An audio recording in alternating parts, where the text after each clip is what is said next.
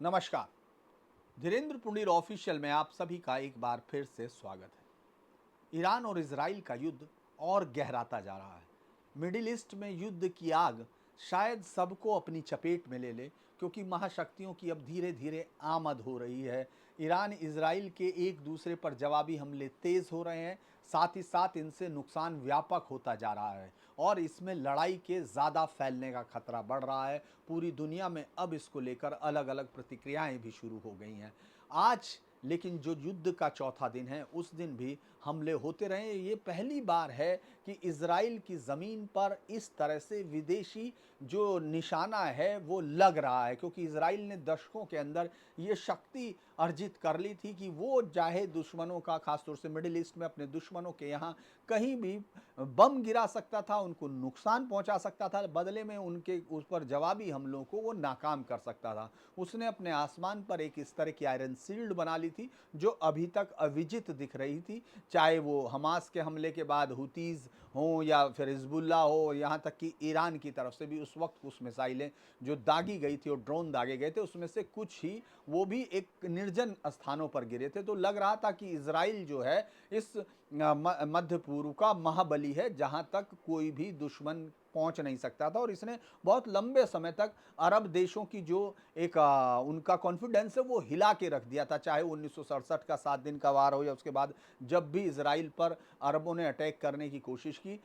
Israel की जो रक्षा पंक्ति की अभेद्यता है उसने उनके कॉन्फिडेंस को हिला के रखा हुआ था। ये पहली बार है कि ईरान इतनी ताकत के साथ, यानी उसकी मिसाइलें इतने इसराइल के अंदर तक मार कर रही हैं। 2300 किलोमीटर तक के ट्रेवल करके वो जो 2000 से 2300 तक की दूरियों तक वो मार कर रही हैं। और इस बार कोई निर्जन नहीं, वो मुख्य शहरों पर और मुख्य इमारतों पर निशाना बनाने में कामयाब हो रही हैं। ज़्यादातर उसके ड्रोन अटैक भले विफल हो रहे हो, लेकिन ये इस मध्य पूर्व के युद्ध की सबसे मुझे लगता है कि उलटफेर की कहानी है। इतने लंबे अरसे से, दशकों से इसराइल के पास जो एक शक्ति थी वो थोड़ा सा छिजती दिख रही है। और जो एक डर था, ये जो डर दुनिया को था कि ईरान अपनी बैलिस्टिक मिसाइलों के साथ जब भी परमाणु बम बनाएगा तो वो दुनिया के लिए खतरा हो सकता है, इस बात को और पुख्ता कर रही है। क्योंकि अगर इसराइल पर वो अपनी मिसाइलों के अटैक कर रहा है, और आपको मालूम होगा जब भी हिजबुल्ला, हुती या हमास, ये सब ईरान की बाहर की एक्सटेंडेड शाखाएं हैं, उसके जो एक बिना किसी वर्दी दिए हुए उसके सैनिक हैं जो दूसरी जगह से हमला करते हैं। तो ऐसे में ये बड़ा खतरा था इसराइल पर। तो ये तो कहा जा सकता है कि इसराइल ने जो वार किया उसके पास सूचना बिल्कुल सही थी। तो लेकिन युद्ध है तो युद्ध बढ़ता जा रहा है। हम अमेरिका और तमाम देशों को देख रहे हैं कि अब उसमें अलग अलग रिएक्शंस आ रहे हैं, और ये रिएक्शंस इस जो मिडिल ईस्ट में जो वॉर चल रही है इसके अलग अलग डायमेंशंस को दिखा रहा है। भारत भी एक टाइट रोप की स्थिति में, लेकिन आज इस युद्ध पर बात करते हैं जहां पहले से ज़्यादा हमले व्यापक हो रहे हैं, नुकसान बहुत गहराता जा रहा है और साथ में ये तेजी आ रही है। आज जो सोमवार की सुबह ईरान ने भारी मिसाइल अटैक किए थे, उसमें इजराइल के जो है तेल अवीव, हाइफा और पेटाट तिकवा, ये जैसे शहर है, और यहाँ उसने उन डिफेंस के ठिकानों पर अटैक करने की कोशिश की है जहाँ से इसराइल की सुरक्षा का एक बड़ा हिस्सा रहता है और जहाँ से अटैक भी हो सकते हैं। तो इसराइल के उन ठिकानों पर गया है। लगभग 67 लोगों के घायल होने की खबर है। चूंकि इस युद्ध में खबरें सोशल मीडिया पर जिस तरह से आ रही हैं उसमें बहुत सारी सूचनाओं पर आप यकीन भी नहीं कर सकते हैं, क्योंकि फेक न्यूज़ योजनाओं का दौर है जो बिल्कुल एआई की मदद से असली जैसी लगती हैं।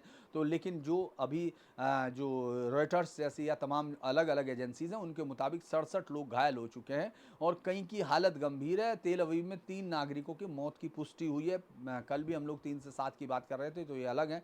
इन हमलों में कई आवासीय इमारतें क्षतिग्रस्त हो गई हैं और पूरे देश में सायरन बज रहा है ताकि तमाम लोग जो सुरक्षित बंकर है उसमें जा सकें। यानी ये एक बड़ी अभूतपूर्व स्थिति है। इससे पहले इसराइल अपने नागरिकों को बचाने के लिए विदेशी हमलों से बहुत ज़बरदस्त तैयारियां करता रहा है, लेकिन इस बार मुझे लगता है उन तैयारियों की परीक्षा क्या असली घड़ी दिख रही है। और अगर हम लोग देखें, इसमें सबसे बड़ी बस इसराइल के लिए राहत की बात यह है कि अभी तक ईरान के ड्रोन कोई सफलता हासिल नहीं कर सके। आज भी 100 से अधिक ड्रोनों का अटैक था, जो यूएवी थे, अनमैन्ड एरियल व्हीकल, उन सब के उसने लेकिन आईडीएफ ने सभी ड्रोन मार गिराए हैं। और ये ड्रोन हमला इतना बड़ा व्यापक पैमाने पर था कि अगर ये अंदर तक पहुंचता तो काफ़ी भारी तबाही कर सकता था। लेकिन इसराइल ने फिर जवाबी कार्रवाई की, और इसराइल की जवाबी कार्रवाई में खौमनई तक पहुंच गई उसकी मिसाइलें। खौमनई जो ईरान का सर्वोच्च धार्मिक नेता है, यानी ये कहे सत्ता के ऊपर, सत्ता ऊपर ही है, यानी वही सत्ता का असली संचालन सूत्र है। यूँ तो वहाँ राष्ट्रपति भी चुना जाता है, वहाँ तमाम ऐसा लगता है कि एक लोकतांत्रिक गण व्यवस्था होती है, लेकिन वो एक धार्मिक तंत्र है जिसमें सर्वोच्च पद पर खौमनई है, जो यहाँ से उस 1979 से लेकर आज तक जो खौमनई परिवार का एक उस पर आधिपत्य है वो निरंतर बना रहता है। ये पहली बार है कि उसके आवास से कुछ दूर पर ही मिसाइल अटैक हुआ है।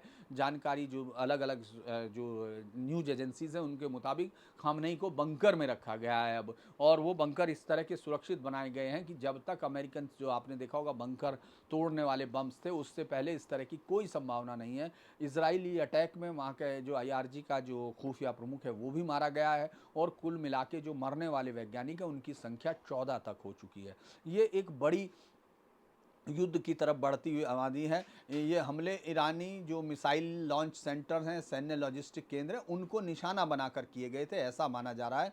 और जो युद्ध में अगर हम अब तक देखें, 13 तारीख से जो शुरू हुआ, आज 16 तारीख है, 13 तारीख को इसराइल ने जो ऑपरेशन राइजिंग लॉयन से शुरू किया था, और उसने मिसाइल और उन पर प्रीएम्प्टिव जो अटैक किया था, उसका जवाब ईरान ने पहली बार दिन दहाड़े मिसाइलें डालकर 14 जून को दिया था। फिर दोबारा इराक ने किया था 15 जून को, फिर संघर्ष तेज हुआ, नागरिक ठिकानों पर हमले हुए, और अंतर्राष्ट्रीय एक्सरसाइज शुरू हुई कि इसको शांत किया जा सके। लेकिन 16 तारीख को ईरान ने शुरुआत की, बड़े पैमाने पर ड्रोन और मिसाइल हमले किए, यानी युद्ध बढ़ गया। G7 देश जो अभी इकट्ठा होने हैं कनाडा में, जिस तरह से उन्होंने तत्काल युद्ध विराम की मांग भी की है। रूस और चीन लगातार ईरान के समर्थन कर रहे हैं, और साथ ही साथ वो कह रहे हैं कि ये युद्ध रुकना चाहिए, शांति की अपील कर रहे हैं। लेकिन हम लोग इसको देख रहे हैं कि अभी तक एक आपात मीटिंग है जो संयुक्त राष्ट्र सुरक्षा परिषद की, वो भी बुलाई गई, लेकिन भारत ने अभी तक इसमें बड़ी टाइट रोप है भारत की। भारत खुल के किसी की तरफ खड़ा नहीं हो सकता है।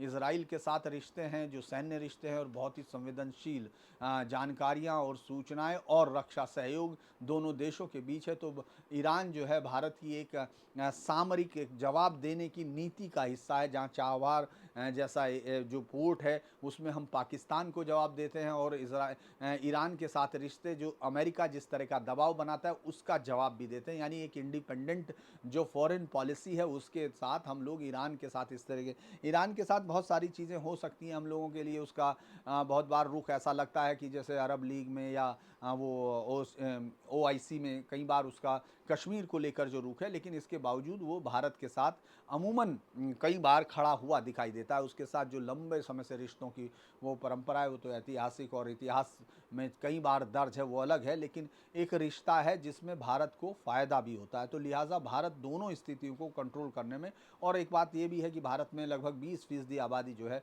जो टोटल मुस्लिम आबादी का 14%, 15% की आबादी का, वो शिया मुस्लिम्स का है, जो खमनी को अपने एक तरह से धार्मिक गुरु के तौर पर, सबसे सर्वोच्च पद पर बैठे हुए उसके तौर पर देखते हैं। तो भारत इस समय बहुत ही टाइट रोप पर है। अगर हम देखते हैं मिसाइलों की ये तीव्रता बढ़ती जाती है, तो दोनों देशों में आम नागरिकों की मृत्यु और आर्थिक ढांचे को पूरी तरह से मुझे लगता है कि ये होगा, इस पर दिक्कतें बढ़ती चली जाएंगी।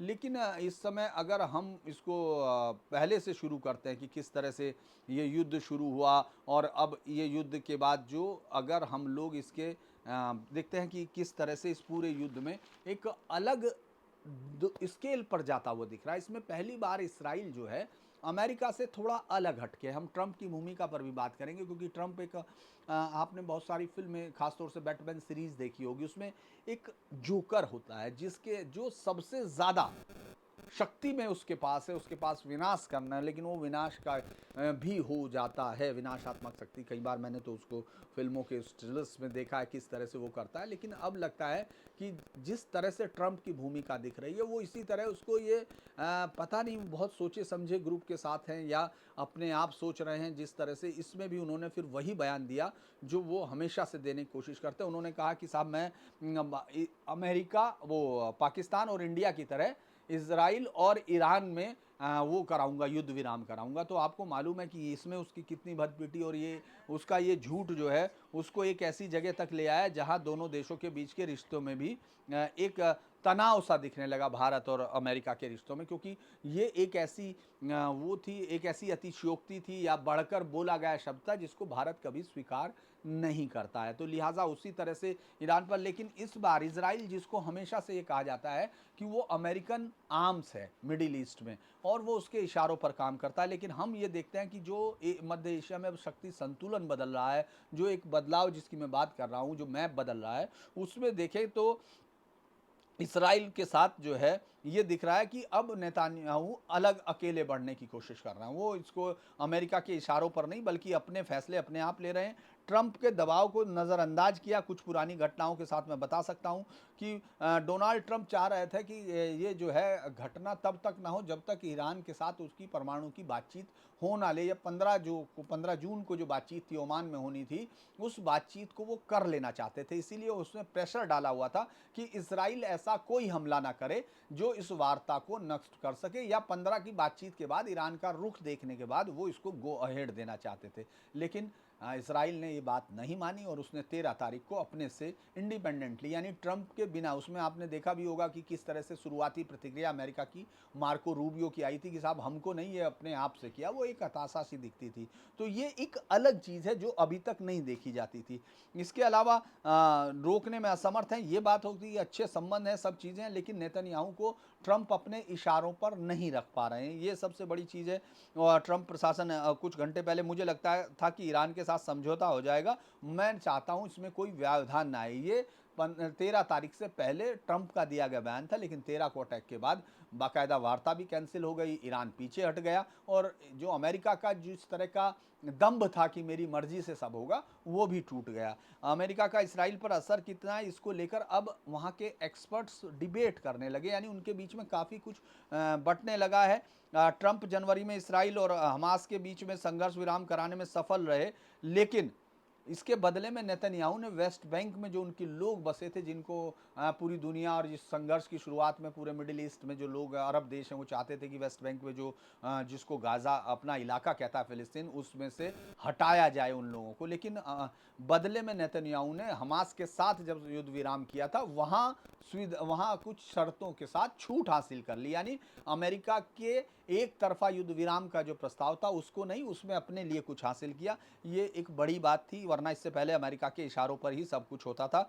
अब वहाँ कार्य करने की पूरी छूट मिली है। इसके अलावा अमेरिका ने इसराइल को 2000 पाउंड के जो बम थे उन पर पहले हस्तांतरण पर रोक लगाई हुई थी, वो रोक भी हटवा ली थी। और ये अलग बात है क्योंकि इस युद्ध में इस तरह के बमों का अभी आप बहुत इस्तेमाल देखेंगे, क्योंकि इसराइल ने कम से कम ईरान के एयर डिफेंस को तो भेद दिया है। उसके जो आप देख रहे हैं उसके प्लेन्स जो हैं वहाँ अटैक कर पाने में कामयाब हो रहे हैं, उसके मिसाइलें बड़े आराम से जा रही हैं। अब ये जो सबसे बड़ी बात अमेरिका की थी, वो गाजा संकट पे कोशिश कर रहा था कि बैलेंस करने की कोशिश करे, दिखाई दे, और उसने कई सारे, और इसी तरह से इसराइल द्वारा लेबनान पर हमले और ईरान समर्थित हिजबुल्लाह को ख़त्म करने के लिए जो इसराइल ने अटैक किए थे, उनमें भी कोई अमेरिका की बहुत सहमति नहीं दिखाई दे रही थी। ये वहाँ के एक्सपर्ट के बीच की बातचीत है, जो मैं आपको एक उसके तौर पर बता रहा हूँ कि अमेरिका शक्तिशाली क्षेत्रीय नेताओं के बजाय यहाँ, मतलब इस पूरे मिडिल ईस्ट में, वो अमेरिका वो नहीं रह गया जो उसके इशारे पर हो। वो एक जो शक्ति थी वो एक उसकी कम हो रही है, और वो इसके बाद है इसराइल ने ही मानने से इनकार कर दिया।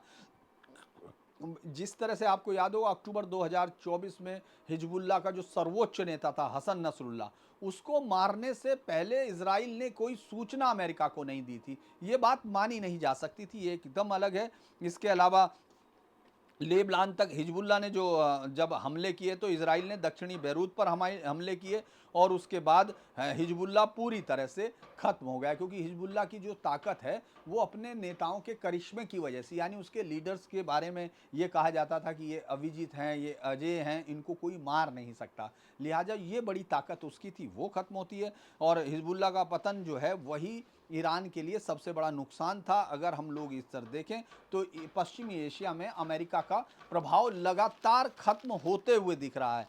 एक और खबर मुझे लगता है कि हम लोगों को जो करनी चाहिए, और उसमें मैं थोड़ा एक पत्रकार होने के नाते मैं माफ़ी भी चाहूँगा, कि वो खबर ये थी कि हम लोगों ने देखा कि किस तरह से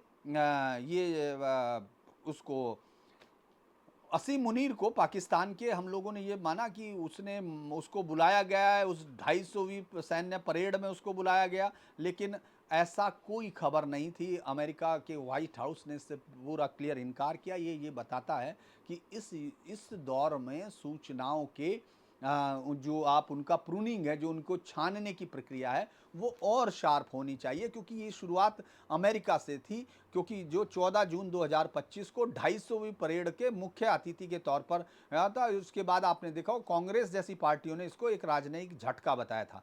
ये पूरी तरह से, और चूंकि जब इस पर पॉलिटिकल रिएक्शंस आने शुरू हुए थे, तो बहुत सारे मीडिया ग्रुप्स में और तमाम लोगों ने बताया, और हम लोगों ने भी इसका विश्लेषण उसी तरह करने की कोशिश की कि असीम मुनीर को बुलाना, क्योंकि ये एक बहुत ही बड़ा झटका था और भारत के लिए एक झटका हो सकता था। अमेरिका जिस तरह से इस पूरे युद्ध में पाकिस्तान को भारत के बराबर रखने की कोशिश कर रहा था, ये कुछ उससे भी आगे की बात हो रही थी, क्योंकि 250वीं परेड किसी भी राष्ट्र में मुझे लगता है कि बहुत अहम होती है। अभी आपने देखा होगा, इस पर वाशिंगटन में खुद ट्रंप ने पूरे सैन्य, और उस पर लगभग कई सौ करोड़ रुपए का खर्चा आया है, उस पर वहाँ अभी विवाद भी चल रहा है। लेकिन भारत के लिए राहत की बात यह थी कि वहाँ असीम मुनीर नहीं था, और इसको देखकर अब ये लगता है कि पाकिस्तान कई मामलों में बहुत आगे है, और उसका जो पूरा जो मीडिया है वो इस तरह से ट्यून किया हुआ है कि वो पूरी तरह सरकार के रुखों को, इस तरह की फर्जी खबरों को आगे क्रिएट करता है। आपने देखा होगा भारत के खिलाफ जो नुकसान की घटनाएं थी, या तमाम कि भारत के एयरफील्ड तबाह कर दिए, उनको बाकायदा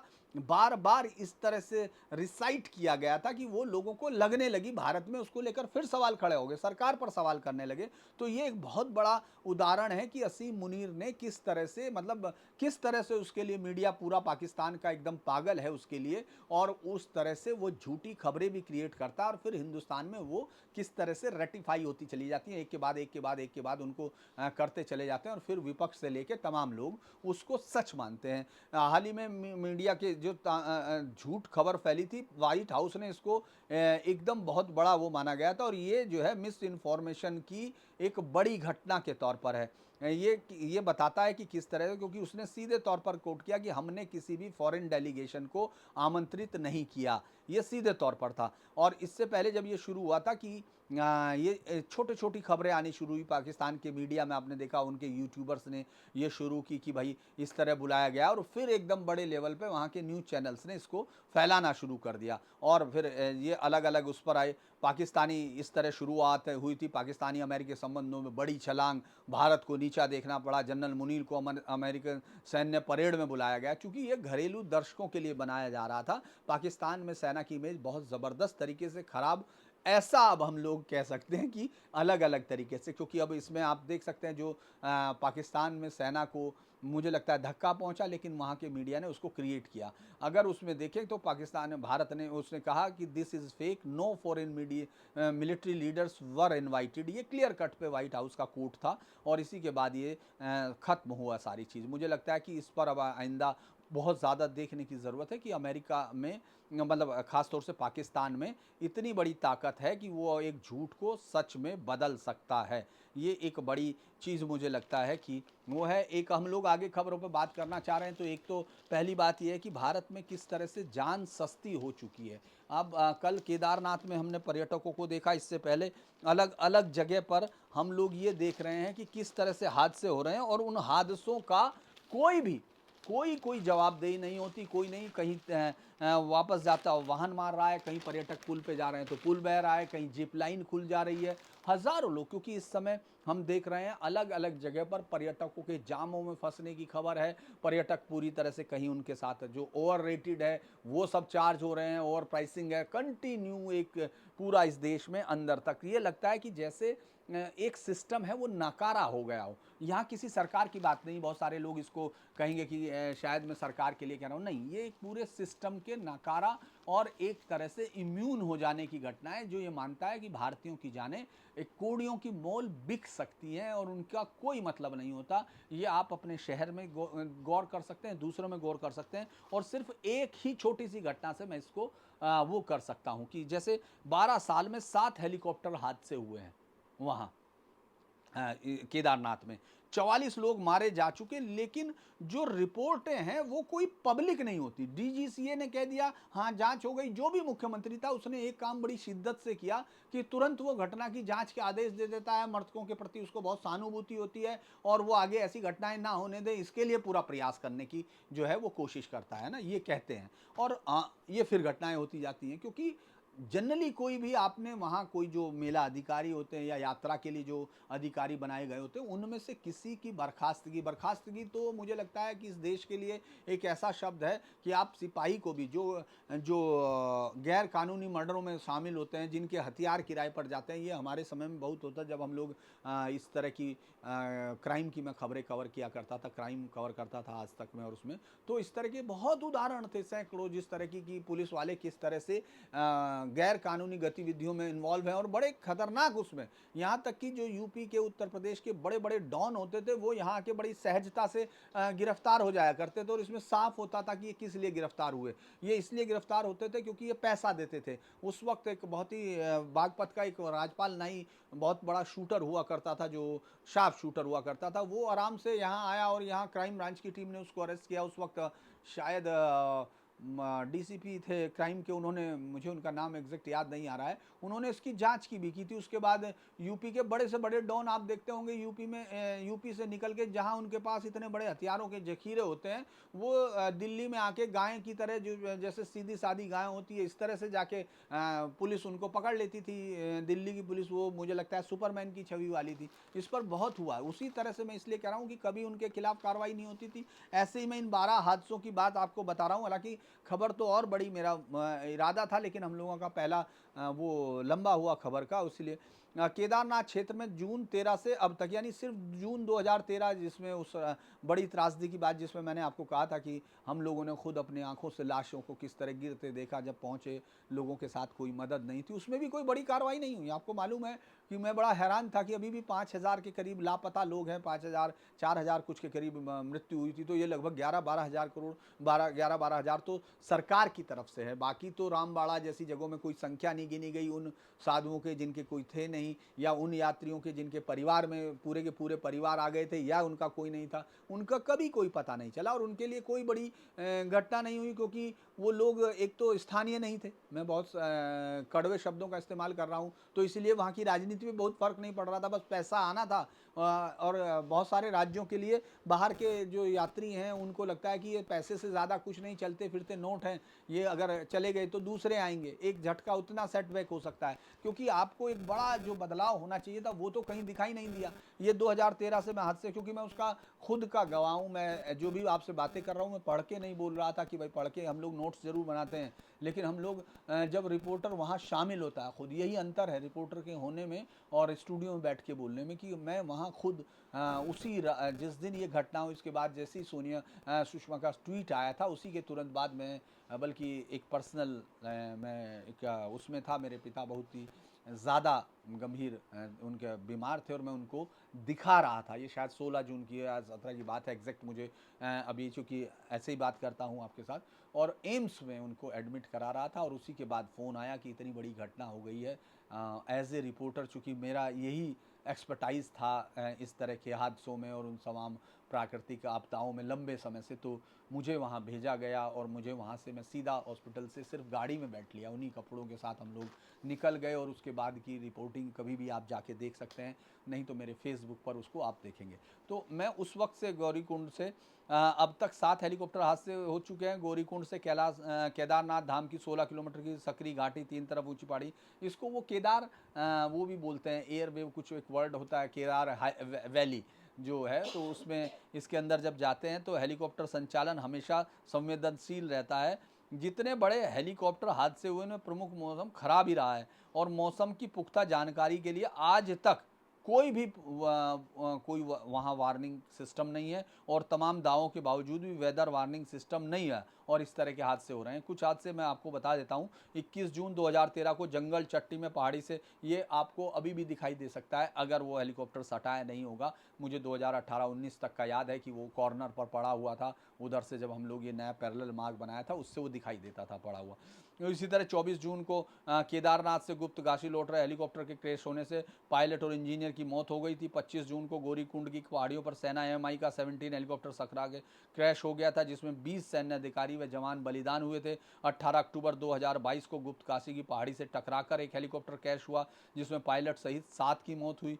23 अप्रैल को 2023 को केदारनाथ हेलीपैड पर हेलीकॉप्टर के टेल रोटर की चपेट में आने से यूकाडा के वित्त अधिकारी की मौत हुई। और 8 मई को हरसिल जारा निजी गंगनानी के जंगल में क्रैश हो गया। इस हादसे में पायलट सहित 6 लोगों की, ये भी 8 मई की बात थी। अब 15 जून 2025 को गौरी मैया के खर्क में हेलीकॉप्टर के क्रैश होने की बात हुई। गौरी मैया का खर्क, जो अगर आप केदारनाथ के मुख्य मंदिर के सामने की तरफ देखते हैं, एक 11,000 फीट के करीब की ऊंची पहाड़ी है, जिस पर जब मैं 2014 में इसको ढूंढ रहे थे हम लोग, हमने जो लाशें थी जो वहाँ पड़ी थी, ये कहा गया गौरी मैया के खर्क पर बहुत बड़ी संख्या में लोगों की मौत हुई थी, तो मैं उस पर हेलीकॉप्टर से ड्रॉप हुआ था। वहाँ आप हेलीकॉप्टर से उतर नहीं सकते, मतलब वहाँ लैंड नहीं किया जा सकता, इस तरह का था। मैं और मेरे साथ डीआईजी मारतोलिया साहब थे, आईजी मारतोलिया, जो भी वहाँ अभी लोक सेवा आयोग के अध्यक्ष थे वहाँ के, और उस समय पुलिस में थे, और उन्होंने बहुत बड़ा काम उस समय किया हुआ था। तो मैं उनकी टीम के साथ, चूँकि लाशों को हमको खोजना था जो वहाँ पड़ी थी,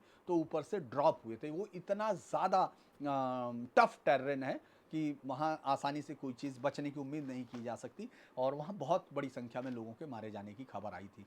तो मुझे लगता है कि ये इस बात की तरफ इशारा करता है कि लोगों की किसी भी इस देश में लोगों को लेकर, उनकी जान को लेकर इतना ज़्यादा सस्ता, इसके बाद इनकी कोई रिपोर्ट नहीं, जांच सबकी होती है, रिपोर्ट सार्वजनिक नहीं होती। यानी आपको पता नहीं, जिसका मर गया वो पूरी उम्र तक रोता रहे, और हम जैसे लोग कुछ दिन खबर पढ़ दें, आप लोगों को भी बुरा लगे और फिर भूल जाएं, और फिर हम में से ही कोई अगली दुर्घटना का शिकार हो जाए। ये लगातार पूरे देश में हो रहा है, ये कोई ऐसी चीज नहीं जो यहाँ है। आप देखिए हाईवेज पर जाते वक्त, अगर आप उल्टी तरह से, रोज बड़ी बड़ी घटनाएं हो रही हैं, लेकिन आप अगर कहीं भी हाईवे पे जा रहे हैं तो आपको बड़े आराम से मिल जाएगा, और इसमें किसी अधिकारी की नौकरी नहीं जाती। ये सारा सिस्टम दरअसल एक तरह से पूरे इम्यून हो चुका, और आम आदमी इसमें एक मशीन, वो है लकड़ी की तरह है, जो जलती रहती है, किसी तरह की भट्टी में फेंकते रहिए, अग्नि जलती रहेगी और उससे इनका फ़ायदा होगा। मुझे बड़े दुख के साथ ये कहना पड़ता है कि इस देश में हिंदुस्तानियों की जान इतनी सस्ती है कि वो रोज़ लोग 20-20 लोग, कल ही 20 लोग बिजली से मर गए, सिर्फ यूपी में है,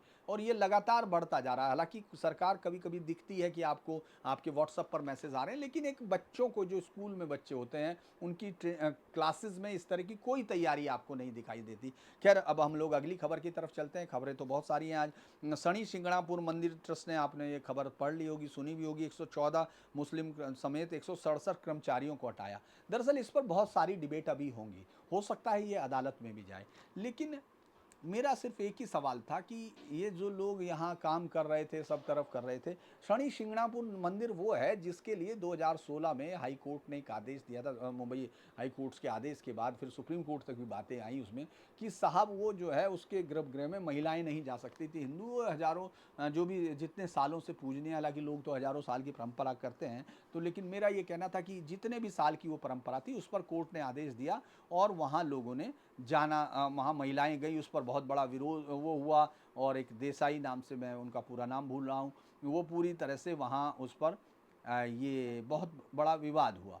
तृप्ति देसाई थी, तो उनके बाद अगर हम देखते हैं, इतने बड़े विवाद के बावजूद वहाँ 114 मुस्लिम कर्मचारी काम कर रहे थे, यानी गैर हिंदू वहाँ लोग काम कर रहे थे, लेकिन हिंदू महिला भी वहाँ तक जा नहीं पाती थी, ये परंपराएं थी, ये था वहाँ। उस पर कोर्ट से लड़ाई हुई और बहुत बड़ी विरोध के बावजूद वो वहाँ गई, लेकिन वहाँ किस तरह से जो हिंदू लोग थे वो शामिल हुए, शक्ति हुए, इस पर बहुत बड़े सवाल हैं। इसलिए नहीं है कि मैं ये कह रहा हूँ किसी तरह से हिंदू मुस्लिम, लेकिन बहुत सारी परंपराएं ऐसी होती हैं जहाँ आप, ये सिर्फ हमारा ये हिंदू धर्म में नहीं है, सनातन में नहीं है, आप इस्लामिक बहुत सारी मस्जिदों में आप महिलाओं को नहीं जाते हुए देख सकते, यहाँ तक कि एक मस्जिद में अहले हदीस की में दूसरा नहीं जा सकता, दूसरे में देवबंदी में बरेलवी नहीं जा सकता, उसके पीछे नहीं पड़ सकता। और ये सब धार्मिक, जब ये कोर्ट में आते हैं मसले तो उनको धार्मिक आधार पर कर दिया जाता है। लेकिन जब हिंदुओं के साथ इस तरह की संख्या आती है तो मैंने देखा कि वहाँ कोर्टों का रुख कुछ और होता है। हालांकि अब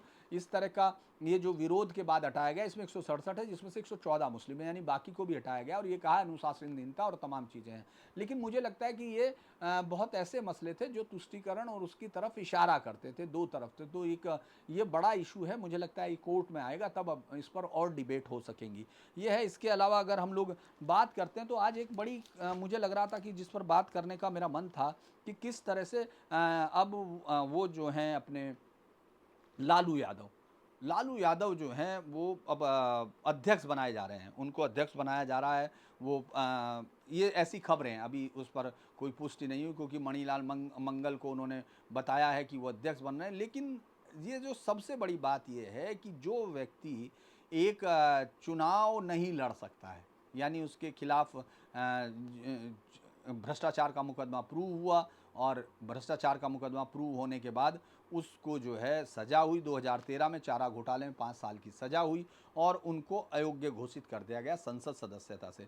वे आरजेडी के अध्यक्ष बने रहे और ये जो है 2022 तक पार्टी की रणनीति और उम्मीदवारों के चयन में भूमिका निभाई। और इस तरह के मैं कई सारे उदाहरण दे रहा हूँ, उसके बाद हम लोग उस पर बात करेंगे। रशीद मसूद थे, 2013 में उसको एमबीबीएस कांग्रेस का सांसद थे, 4 साल की सज़ा पाके पहले सांसद बने थे, है ना, उसके जिन्हें सुप्रीम कोर्ट के फैसले के तहत तत्काल अयोग्य ठहराया गया। इसके बावजूद कांग्रेस पार्टी ने उन्हें वरिष्ठ पदों पर बनाए रखा। जगदीश शर्मा जनता दल का था, चारों घोटाले में सजा हुई लेकिन संसद सदस्यता रद्द हुई, लेकिन वो जनता दल के संगठनात्मक ढांचे में रहे। जे जलीलिता 2014 में संपत्ति घोटाले में 4 साल की सजा हुई, लेकिन सजा मुख्यमंत्री पद छोड़ना पड़ा, लेकिन एआईएडीएमके की वो बनी रही, पार्टी अध्यक्ष बनी रही। तो ये जो रिप्रेजेंटेटिव और रिप्रेजेंटेशंस ऑफ पीपल एक्ट है 1951 है, जिसमें धारा 8(3) के तहत 2 साल या 2 साल से अधिक की सजा पाने वाले चुनाव नहीं लड़ सकते, लेकिन उनके पार्टी पदों पर कोई भी प्रतिबंध नहीं है।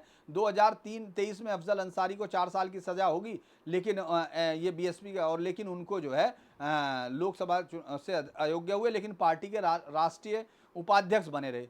सुप्रीम कोर्ट ने 2017 में एक बड़ा अच्छा इस पर सवाल किया था, जिस तरफ मेरा इशारा है कि जो व्यक्ति चुनाव लड़ने के अयोग्य है वह पार्टी अध्यक्ष बनके उम्मीदवार चयन को प्रभावित कैसे कर सकता है। इसके बावजूद कानून में कोई संशोधन नहीं किया गया। राजनीतिक दल जो है इस पर कभी भी नहीं करना चाहते। 2017 की एक कार्नेगी एंडोमेंट की रिपोर्ट थी कि 34% सांसदों पर आपराधिक मुकदमे चल रहे। ऐसे में पार्टियां टिकट देती हैं क्योंकि चुनाव खर्च वसूल करने और काम करवाने की क्षमता रखते हैं। अगर हम इसको ऐतिहासिक पैटर्न में भी देखते हैं, बंगारू लक्ष्मण जो बीजेपी के थे, उनको 2001 में जो रिश्वत कांड, जो आपको मालूम होगा जिस तरह से स्टिंग कांड में आए थे वो सामने, उसमें सजा पाने के बावजूद पार्टी में रहे। और अमित शाह भी जब तक रहे उनके बावजूद, वो अध्यक्ष रहे आरोपित होने के बावजूद। वोरा कमेटी ने सबसे पहले 1993 में अपराधियों और राजनेताओं के इस गठों की पहचान की थी, लेकिन कोई सिफारिश से लागू नहीं हुई। उसके बाद आयोग की रिपोर्ट आई, जो विधि आयोग होता है, उसने कहा था कि आरोप पत्र दाखिल होने पर ही तुरंत अयोग्यता का सुझाव दिया था, लेकिन इसको संसद ने कैंसिल कर दिया था।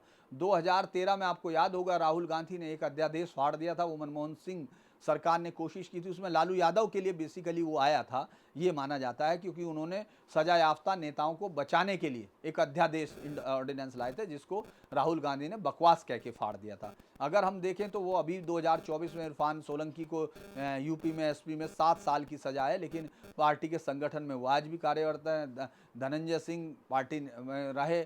तो जो मुझे लगता है कि जो एक सबसे बड़ी ताकत होती है कि वो काम करवाने में सक्षम है। तो जो पार्टी का, ये किसी एक पार्टी के नाम से नहीं, मैंने इसीलिए आपको तमाम पार्टियों के उसमें बताए, चाहे वो बीजेपी हो, चाहे कांग्रेस हो, चाहे वो जनता दल हो, रीजनल पार्टियां, यानी तमाम पार्टियां हैं जो एक के बाद एक ये सब करने में जुटी रहती हैं।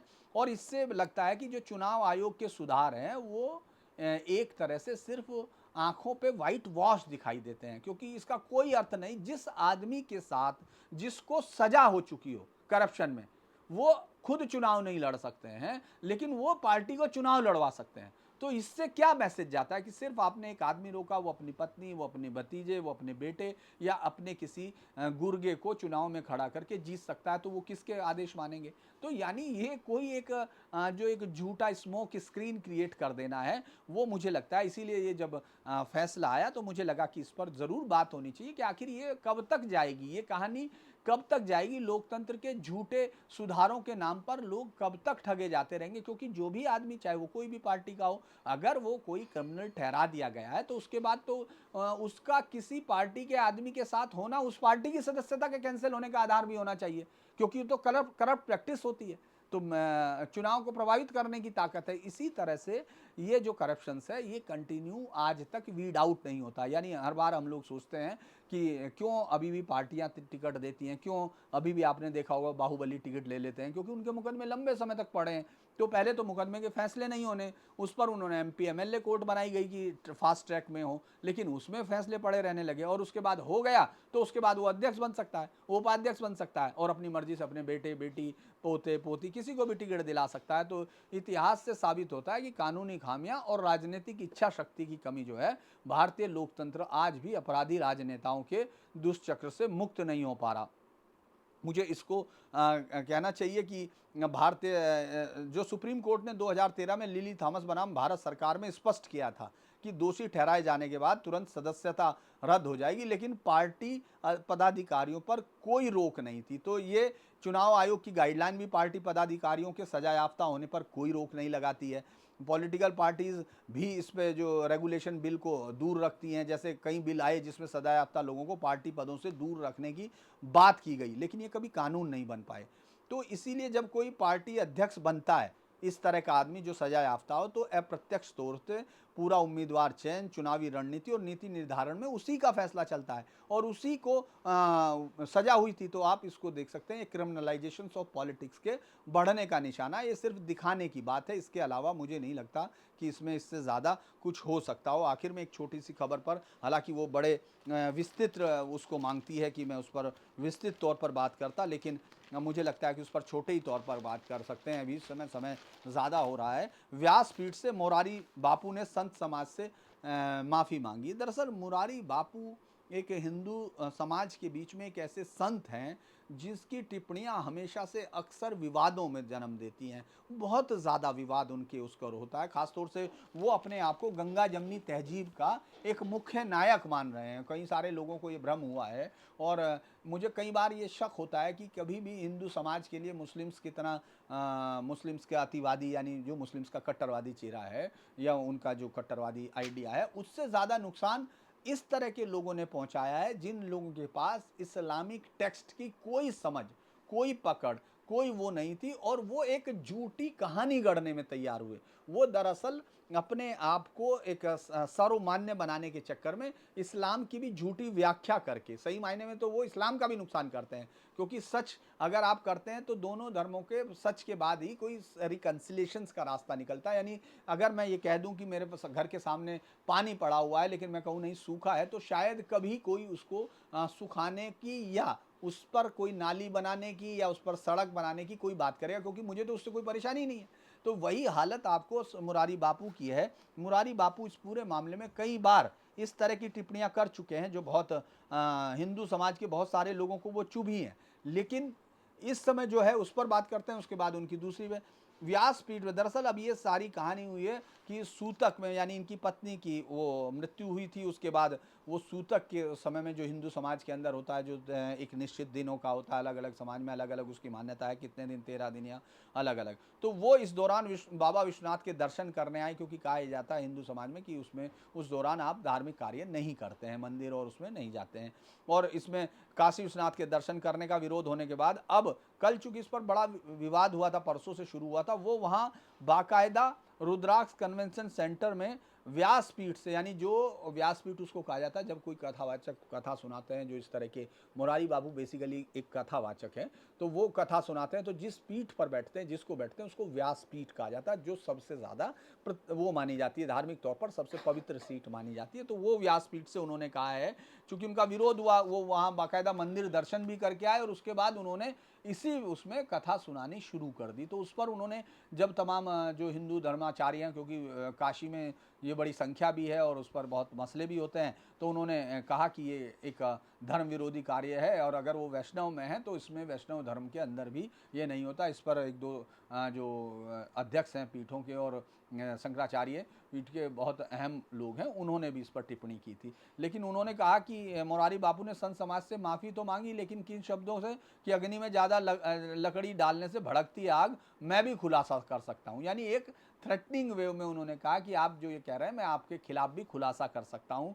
और उन्होंने कहा है, कहीं मैंने शिव जी के दर्शन करने गए, जल चढ़ा गया, कथा गाने लगे, ये बात कहीं पूज्य चरणों और कई महापुरुषों को ठीक नहीं लगी, किसी को ठेस लगी हो तो मैं आपके प्रति क्षमा प्रार्थी हूँ। उन्होंने कहा, मैं क्षमा मांग लेता हूँ, आप चिंता ना करें, हम संवाद करते रहेंगे, गाते रहेंगे, इसके लिए मानक क्षमा कथा भी कहूँगा। पत्नी के निधन के बाद राम कथा वाचन करने पहुँचे कथावाचक मुरारी बापू थे, जिनको समाज के निशाने। तो मुझे लगता है कि वो कह रहे हैं कि मैं भी खुलासा कर सकता हूँ, मेरे पास शास्त्र है, लेकिन हम ऐसी छोटी मोटी बातों से अलग नहीं हो सकते, और मैं आप सबके प्रति मेरे हृदय की यही भावना है। तो ये एक ऐसा है जिसको लेकर बहुत ज़्यादा संत समाज के अंदर बहुत बातचीत चल रही है, क्योंकि देखिए, हिंदू और संत समाज ये दोनों बहुत लंबे अरसे से एक दूसरे से अलग दिखते थे, क्योंकि ना तो उनका कोई इंटरेक्शन होता था, ना ही कुछ अपनी कथा सुनाई और उसके बाद। लेकिन पिछले कुछ समय से अगर हम देखते हैं 2014 के बाद जिस तरह से सोसाइटी के अंदर एक चर्निंग शुरू हुई, बहुत सारी चीज़ों पर हुई, तो उसमें संतों के आचरण भी अब लोगों की निगाह में आते हैं। वो लोग उन पर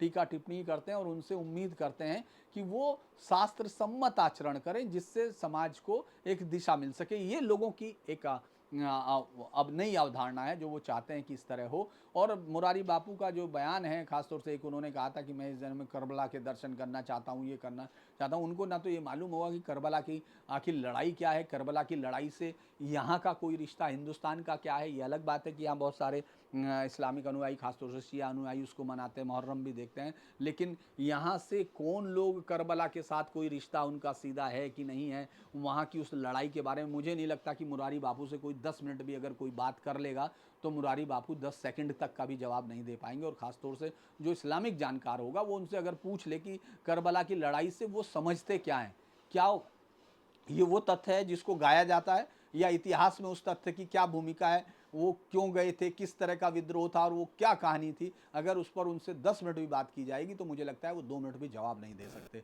लेकिन ये एक है, आदत है इस देश में, और ख़ास तौर से उस तरह के साधु संत भी जो उच्चता, जो समाज से सम्मान पा लेते हैं, वो कोशिश करते हैं कि उनको सर्व समाज जो है ये मान ले, जबकि वो एक खास संत के हैं। अगर उनके अंदर ये शक्ति है तो उनको जाकर, मुझे लगता है कि इस अवधारणा की किसी मस्जिद के अंदर बैठकर ज़रूर उस पर चर्चा करनी चाहिए, तो शायद वो सही जवाब दे पाने की स्थिति में होंगे। क्योंकि इस तरह की बातें मुझे लगता है सिर्फ अपने आप की लोकप्रिय बनाने की हैं। तो आज के लिए इतना ही, एक लंबी बातचीत थी। हम फिर उम्मीद करेंगे कि कल रात शाम को फिर जब दूसरी मुलाकात होगी तो और कुछ खबरों पर बात होगी। नमस्कार। अगर आपको अच्छा लगे तो इसको शेयर कीजिए, सब्सक्राइब कीजिए और लाइक कीजिए।